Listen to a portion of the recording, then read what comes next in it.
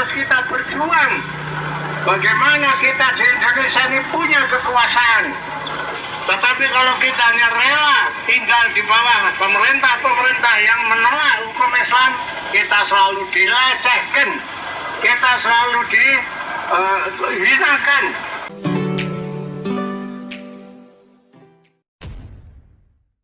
Assalamualaikum warahmatullahi wabarakatuh. Kembali berjumpa dengan saya di channel Gagasan Progresif 79. Sahabat sponsor dan setanah air dimana saja Anda berada, kita kembali dihebohkan oleh salah satu tokoh, yakni Ustadz Abu Bakar Ba'asyir. Sebuah aksi yang kemarin yakni tuntutan agar protes terhadap pembakaran Al-Quran di Swedia.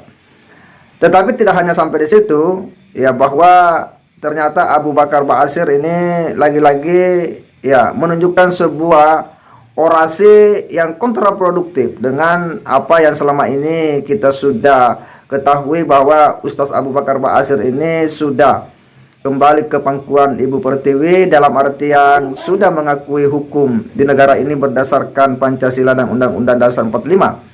Tetapi dalam orasinya Ustadz Abu Bakar Ba'asyir justru ya kemudian menyampaikan orasi tentang sistem ya negara Islam, daulah Islamiyah ya berdasarkan hukum-hukum Islam.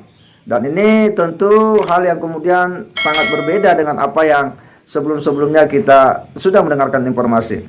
Dan ini tentu hal yang sangat berbahaya ya, karena bagaimanapun juga Ustadz Abu Bakar Ba'asyir ini dalam riwayatnya memang selalu berhadapan-hadapan dengan negara karena sebuah cita-cita tentang daulah Islamiyah menurut ya pemahamannya. Untuk lebih jelasnya kita akan menyimak dulu bagaimana orasi daripada Ustadz Abu Bakar Ba'asyir ini. Memang demikianlah sunnah Nabi. Selama umat Islam tidak punya kekuasaan, selama itu dilecehkan.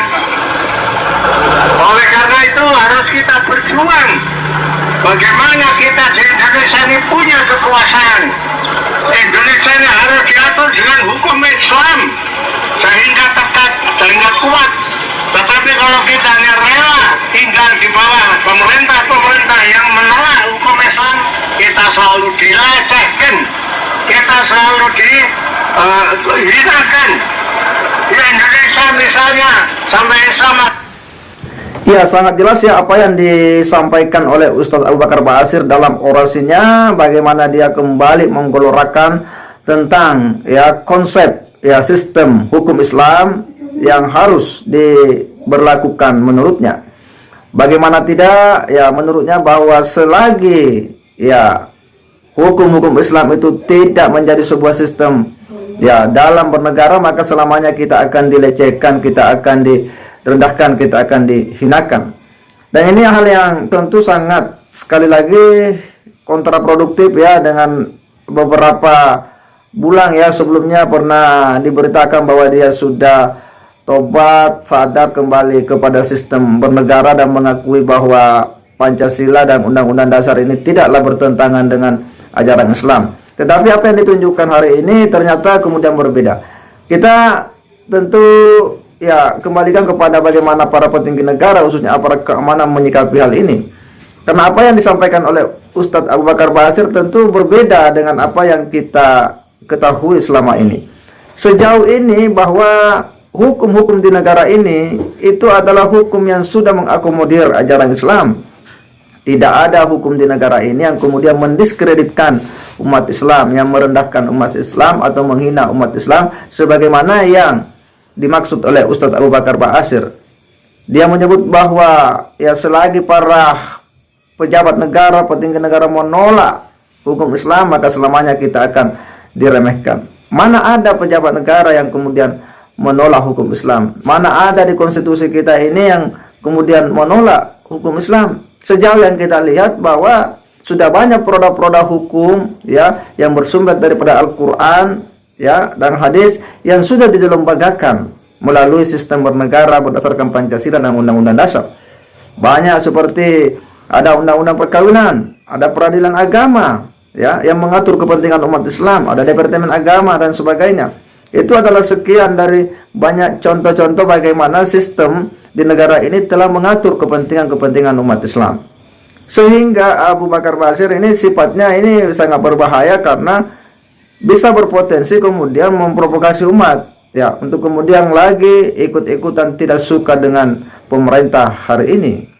Dan apa yang kita lihat bahwa tidak ada orang umat Islam ya kemudian dilarang mendirikan masjid, tidak ada aturan yang kemudian ya bebas untuk kemudian menjalankan syariat dan ya ajaran agamanya. Bahkan negara ini sudah sangat menghargai nilai-nilai keberagaman yang ada.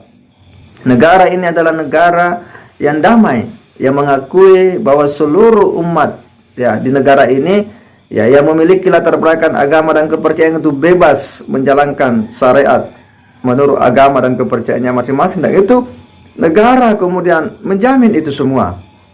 Umat Islam bebas mendirikan masjid, bebas untuk kemudian menyelenggarakan kegiatan-kegiatan keagamaan apa saja. Yang kita lihat itu nampak dalam faktanya dalam kehidupan sehari-hari, dan itu semua dalam bingkai negara kesatuan Republik Indonesia. Dan ini berbahaya jika pemahaman-pemahaman ya Abu Bakar Basir ini kemudian dipaksakan ya untuk kemudian diakomodir ya dalam sistem bernegara yang beragam ini. Dan ini sekali lagi kita berharap bahwa apa langkah-langkah daripada aparat keamanan ya paling tidak ini tentu hal yang harus ya dijadikan informasi ya bahwa siapa ini Ustaz Abu Bakar Basir dalam riwayatnya memang ya orang yang sering banyak ya menentang kebijakan-kebijakan negara ya dengan konsep pemahaman agamanya yang berbeda dengan mainstream berpikir para ulama-ulama di Indonesia pada umumnya, dan khususnya pada konsep bernegara seperti apa hubungan antara Islam dan negara, dan seperti apa eksistensi negara Pancasila ya di tengah-tengah mayoritas umat Islam di Indonesia, dan seperti apa konsep pelembagaan hukum Islam yang dimaksud oleh Ustadz Abu Bakar Basir. Karena sejauh yang kita lihat ini semuanya sudah berjalan dalam koridor umat Islam. Sebagai umat Islam tentu kita sudah melihat bahwa apa yang ada hari ini dari berbagai regulasi yang ada itu sudah mengakomodir kepentingan-kepentingan umat Islam. Tidak ada hal yang kemudian bertolak belakang ya, tidak ada tindakan negara yang kemudian mendiskreditkan, melemahkan, mengebiri hak-hak umat Islam dalam hal menjalankan agamanya. Mau naik haji ada kementerian khusus yang mengurusi itu. Perkawinan juga demikian. Dan banyak hal lagi yang lainnya ya itu sudah dilembagakan oleh negara. Dan itu adalah satu bukti bahwa negara Pancasila ini adalah sudah sejalan dengan ruh ya daripada syariat Islam itu sendiri. Sehingga ketika ada orang-orang yang seperti Abu Bakar Basir ini tentu kita harus waspada, karena ini hanya akan bisa menciptakan ketegangan-ketegangan dalam kehidupan berbangsa dan bernegara. Saya kira demikian. Wassalamualaikum warahmatullahi wabarakatuh.